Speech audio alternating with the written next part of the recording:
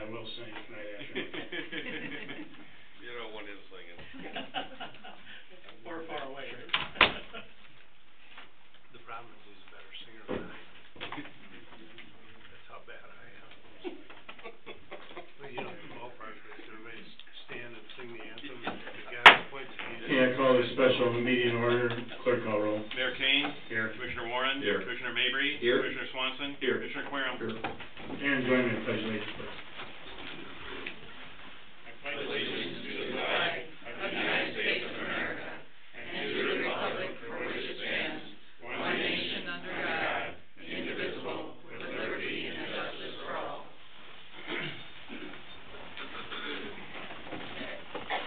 Okay, we're going to have a public hearing on the Backbone Business District. There's been some stuff that's come up today, and I know none of my commissioners know this, I don't think, but there's some issues with the way it's written. So I'm going to ask that it be tabled, but since the public's here, we're going to let you go ahead and speak. There will be another public hearing at a later date. If you guys understand that. There's some issues with the way it's, some of the boundaries and some of the way it's written. So they want to table it, or asking us to table it. But I would like to go ahead, if you want to speak, you can speak tonight. I'm going to try to limit to 3 minutes per person since there's quite a few of you if you can. But there will be another public hearing before anything will be passed, before anything would go on. So, you know, that could be a month from now, it could be 6 weeks from now, because we're going to miss that deadline that we were trying to hit. So actually we got time to go a little bit further into it if we want to. But it will be published in the paper. No. You guys understand that up here too? Right. Yeah. You too. You understand what I'm saying out there? Most of you get a head nod. Okay. Okay. This time,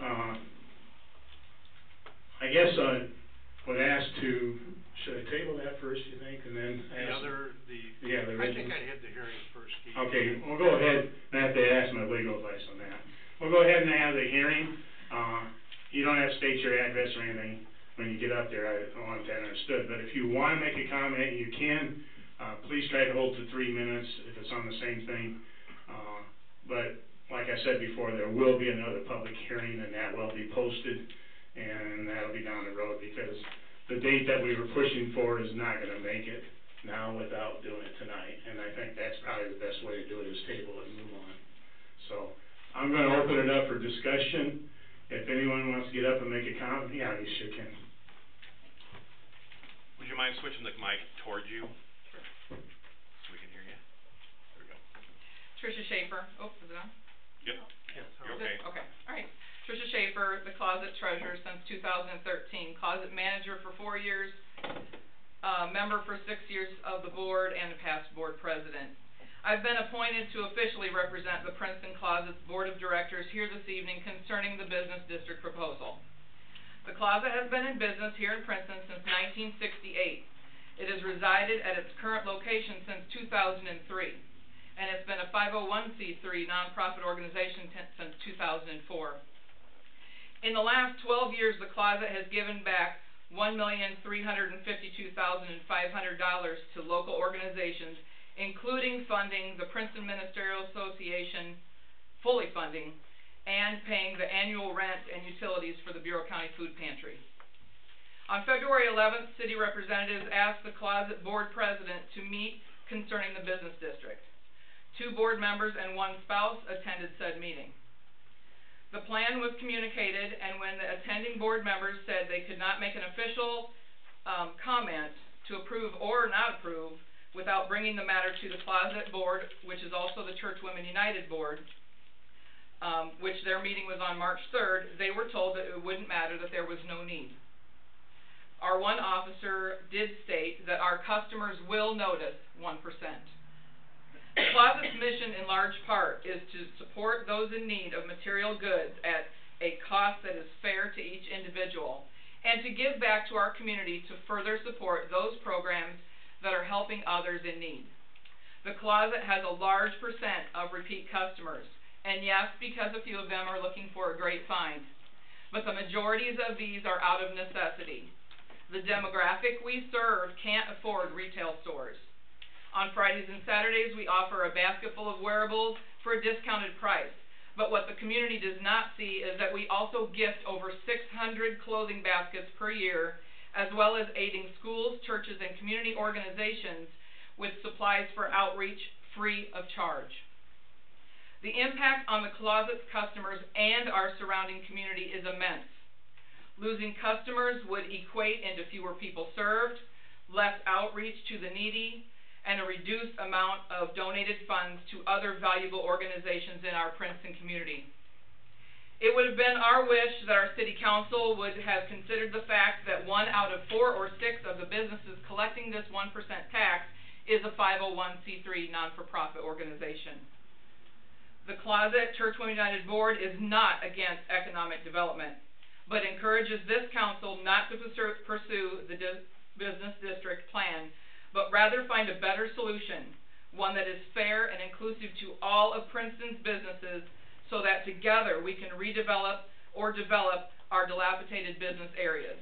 And I thank you for your time and consideration. Okay, thanks, Trish. I want you to understand, I have nothing to gain out of this. It was just a way of looking, try to spur other businesses into the area. That's all it amounts to. I don't, no one up here had anything to gain out of it. We just was, some of us was looking at ways, you know, this general message I get on the street every day is, why don't you try to get more businesses in town? Well, nowadays you've got to have some type of incentive to get them in town, but, you know, I have nothing personally to gain. I'm not going to get anything out of this. The 5 of us sitting up here is not going to get anything out of it. So, I understand your comments. I appreciate them. Does anyone else got a comment? Okay, good.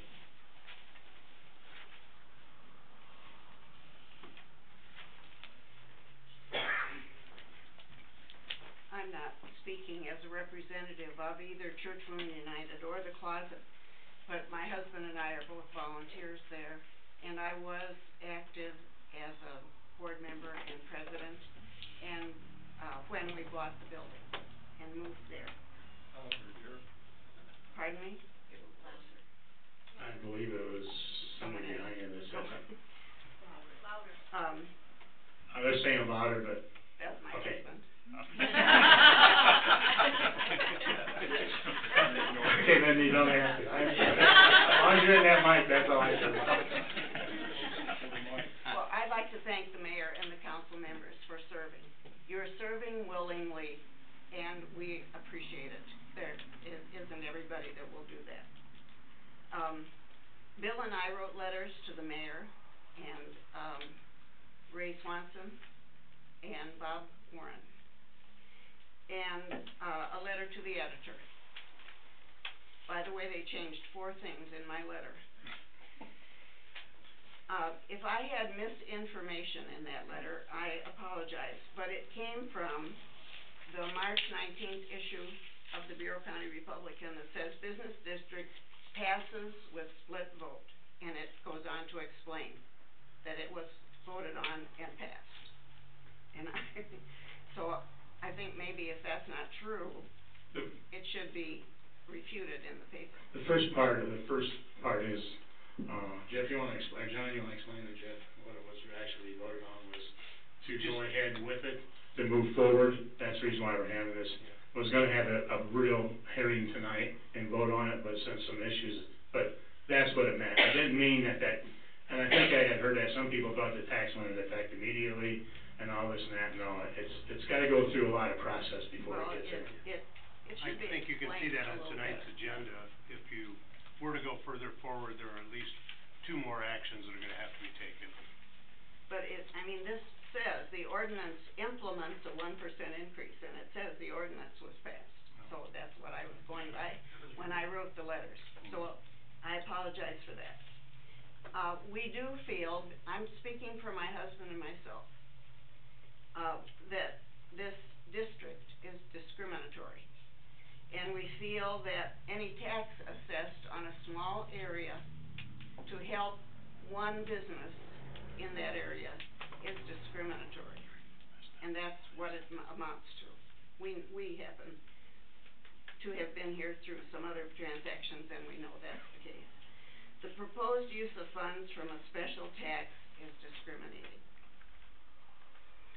So we're asking the council not to put this ordinance into effect and not assess an unfair tax on a created district that will aid one property and the owner. Thank you.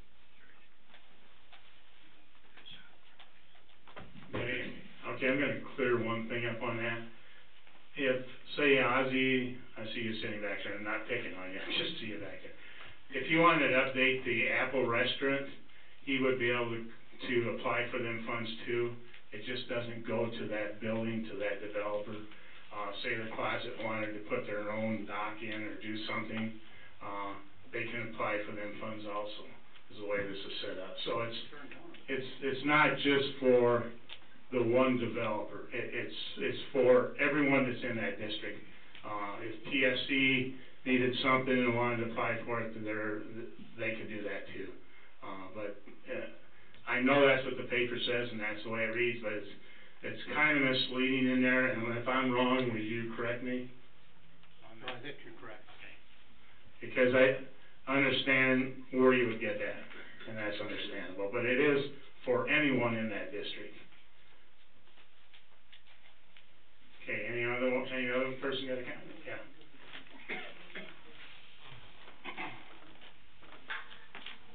I'm not sure I can equal anything I've already heard. It was very good and very well written. I just want to make sure that it's on record. Tractor Supply doesn't own that building. We may be the person that's in it today. I just want the people in Princeton to know that it's not us that's trying to get a 1% tax increase to get any improvement, to pay for our own improvements. And I guess I just want to make sure that we think really hard about this, because what you're going to put in place is a 23-year tax, right? Yeah. I mean, that's a long time. We have no idea what's going to happen 2 years from now, let alone 23 years from now. The city could grow in different directions, and that one little corner of Princeton is going to stay with that 1% tax. And it's going to put anybody over there at a disadvantage when it comes to competition. We brought up the last time I was here, who do we compete with? Anybody that carries boots and clothes, feed, pet food, lawnmowers, tools, air compressors. That's a lot of people that are already in town. That's not including what could happen in the future. You know, hopefully Princeton does get economically stronger with other retailers, but we all need to be competitive when we're in that market. So what you do today affects a long time. And we really have to think about that. And again, whoever you put in there is already coming into the situation in a competitive disadvantage. The representatives for the landlord that was here the last time talked about a lot of ifs, ands, and maybes, and those were clothing stores, sporting goods stores, whatever. You've got a Walmart across the street. The last thing a small business needs to do is tough enough to compete when you're a larger business. Small business comes to town and has a different tax base. Walmart's going to eat them alive. And it's already going to be tough enough. So try not to make it tougher on anybody coming in.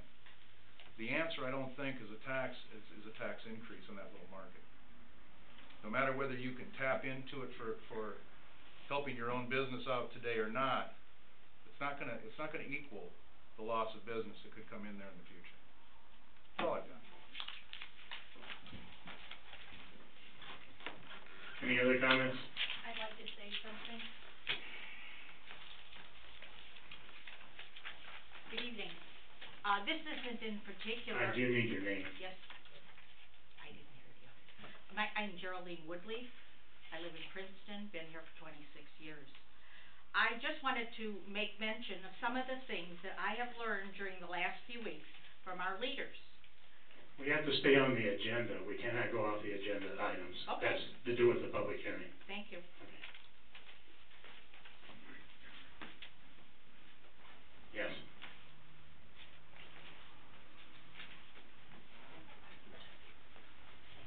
Ernie Whittington, Princeton, Illinois. Your little letter thing here says that the Lay's building is empty. I don't believe that's correct, gentlemen. I believe St. Margaret's Hospital has taken over that building. So your $2,300,000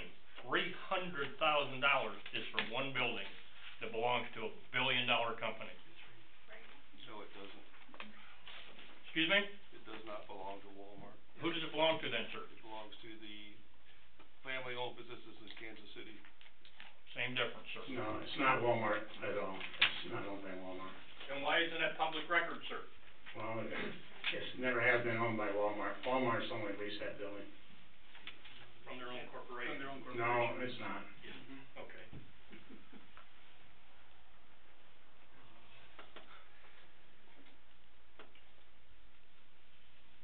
Any other comments?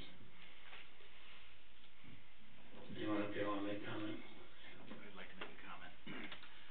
Thank you, and I appreciate that. Good evening. I just wanna make a quick comment. One of the things that we're concerned about is making sure that the business owners out there were notified properly and hopefully on board with this. I want to reference, we as commissioners received on, the February 16th meeting, council meeting, a letter from the Princeton Chamber of Commerce made out to Mayor Kane and the commissioners. And I just want to read this because you probably have never heard this letter. I just want to make it very brief, Mr. Kane, or Mayor Kane. The mission of the Princeton Chamber of Commerce includes economic development. This, of course, includes business growth and retention. As part of this mission, we want to support the city of Princeton in their efforts to grow our community, making it a better place for all to live. It is the Chamber's understanding that you and the council will be considering the adoption of an ordinance to create a business district in the area that includes the partially vacant Walmart building and the completely vacant Sullivan's or Lay's Furniture building. It is also the Chamber's understanding that the existing businesses served by this district understand the increase in sales tax and have no concerns with the program. I'd like to repeat that. It is also the Chamber's understanding that the existing businesses served by this district understand the increase in sales tax and have no concerns with the program. And then he summarizes by saying, this business district program has been explained to the Chamber Board, and as president of the Princeton Chamber of Commerce, I want the City Council to know that the Chamber fully supports your efforts in creating this business district. Thank you for your efforts in working to grow Princeton. Sincerely, Tim Harris, President of the Princeton Chamber of Commerce. Now, this is dated February 12th, and it was given to us the night of the council meeting on the 16th. Now, my question is, we were given this with the understanding that every business, it says they have no concerns with the program. And tonight I'm hearing businesses telling me they definitely have concerns. TSC, we heard from the Closet. I don't know about Oz back there. I won't speak for him. He's back there in the audience. And I don't know if Wendy's, did we ever get officially from Wendy's whether they were supportive of this or not? Did Wendy's ever give us officially? Don't have a comment. Okay, well that tells me, that must be no. I guess I'm gonna have to, if it was a yes, I think he would have said that. My point is, I called Mr. Harris, Tim Harris, which I've known for, 55 years. I went to school with the kid, and he's in my class. I asked him the day after the representative from TSC spoke to us for the first time, and it was kind of coincidental, Tim was sitting right next to him. I called Tim the next morning. I said, Tim, I have a question for you. We were all given a copy of this letter, and it was signed by you. And you put in here that you said that they understand the increase in sales tax, and they have no concerns with the program. I said, we're getting totally different comments from the businesses. I said, where did you get your information? And he told me it came from a city employee. So I'd like to ask, who was that city employee that gave this information? That was me, Ray. And we've had this discussion over and over again, and I appreciate the fact that you're trying to embarrass me in a public meeting. When we talked to these folks, they were agreeable. If they changed their mind, they changed their mind. That's their prerogative. When I wrote the letter and I handed it to Tim, everything in it was completely true. He knew that. After the letter, some things came back. I went to Tim and said, things have changed. Are you concerned? He said, we still support the project. What else would you like us to do? I can't control people when they change their mind. So TSC originally agreed to it, and they've changed their mind? They absolutely did by phone. So they had no concerns whatsoever, but they would talk to corporate, was what we were told. And then they talked to corporate, and then you changed your mind. That's your prerogative to do so, but that's not what we were told initially. I'd like to answer to that. I'd like to ask also the Closet, then they were on board? No, as I said in my talk, I spoke to the two people that spoke to the city representatives, and they said, we need to talk to our board before we could give any kind of answer.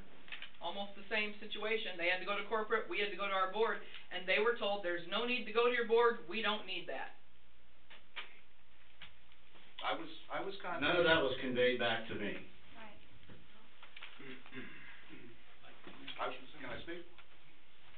to the mic, please. I was contacted by Ms. Hunter. I was let know that there was a situation involved, that there was gonna be a tax increase in that market over there. What I told her was that I am not the representative for that part of the business. I'll have to get down to the Nashville offices with that. I contacted our store support center in Brentwood, who contacted you folks. I don't know who they actually talked to be honest with you. And they gave me the dates of the hearing and asked me to come and made it known when they contacted you folks that they weren't in favor of any kind of tax hike. And we were not contacted by landlords or anything like that that said they wanted to do it. So no, there was never a time when I said, yeah, it's okay, let's do it. I did say that it would be great to have other businesses in there, but I'm not the representative for Tractor Supply as it relates to whether or not we approve or disapprove of any kind of tax hike. So no, I didn't do that. And there was no mind change. Well, with all due respect, sir, you're here tonight representing them, so you just said you did not represent them. Not as it relates to a 1% tax hike in that business. All I'm saying is, at the time we discussed this, we had no opposition to this, and then it changed. No. And I can't control what people do once it changes. We did this aggressively to try to get information out as quickly as possible. That's how it works in economic development. Everybody knows that. So we all know clearly now that these folks don't support it. So, I mean, what else do you need to know? I think the neat thing about when we as elected representatives are out in the public's eye and they get a chance to vent to us, plus or minus on something, I think that the public has spoken, I think the businesses have spoken, I think we need to scrub this project. I don't think we need to delay it. I think we need to scrub it tonight. We've spent $7,500 hiring an attorney to put this together. That $7,500 we'll just figure out that was a wash. It was a learning experience. We need to communicate better with the public in the early stages of anything. That way, when we go forward, we have at least the majority of the public is on board with it.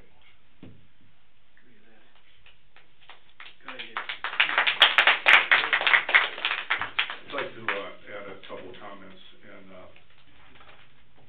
you know, from the very beginning,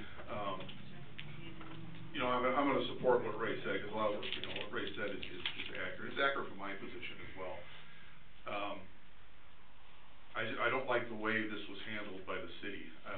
I don't think this is the way the city should be doing business. It shouldn't be the way that we conduct business. And, you know, and the council up here, I mean, we're sitting up here and we're getting information. I don't think it's anything on the council. I think it's what the information that we've been getting from the city. And it has put us in a bad light.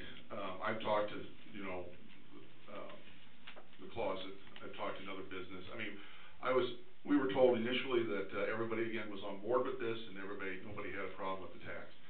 And then I asked the question to clarify that a couple of days later here in open meeting, and I was told that everybody had been contacted. But we were all told this, that everybody had been contacted, but that TSC was not on board. And because it was a corporate decision, they were waiting for a response. A couple of days later, I found out that the city had reached out to Wendy's, and they have not responded. So then we go from none, everybody's on board, then we have TSC that's not on board, then we have Wendy's that's not on board. Find out about the Closet's not on board. I talked to another business out there as well, and they don't believe that they were totally leveled with as far as what this program entailed and what it meant to their business and their customers. So I too, to me, I think this is embarrassing to the city, and I just do not think this is the way that we should be conducting business. So what I would like to do at this moment, can I make a motion within this hearing, open hearing? Well, I have to close the hearing. I think we have to close the hearing and then do that, Joe. Okay, is there any other comments by anybody? If not, is there any comments out there? I'm gonna ask one more time, anyone else have a comment? If not, I close this hearing. Now we can go back to the table. And at this point, I would like to make a motion that we scrap this entire business park project. And someone out here earlier said that we can work on something different. We'll get, you know, St. Margaret's is coming in there. They are buying the Sullivan's building, and it's gonna improve that area out there greatly, aesthetically. And that alone will open the doors for businesses that might wanna be part of that area. So again, I make a motion that we scrap this entire business park. Second. A motion is second. I guess I can't comment on what I wanna say, because that's not part of this motion. You could comment in regard to the, you know, what the crux of the motion is, whether you're in favor of it or against it, and why. Right, well, no, it has to do with the other business, but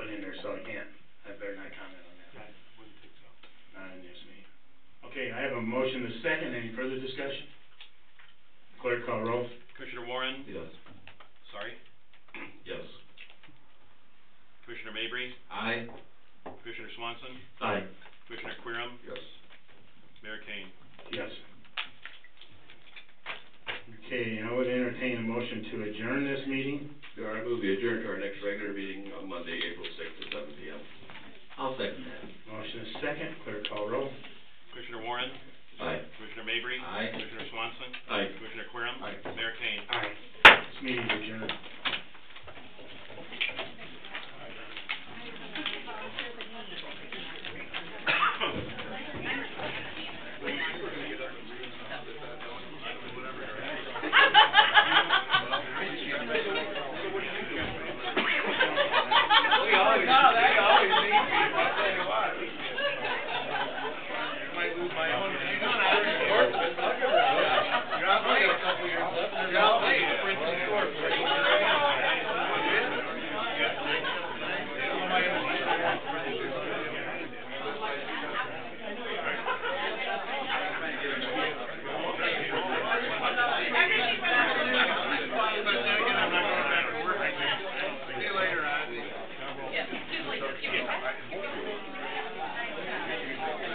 Well, because the thing is, runs really fast.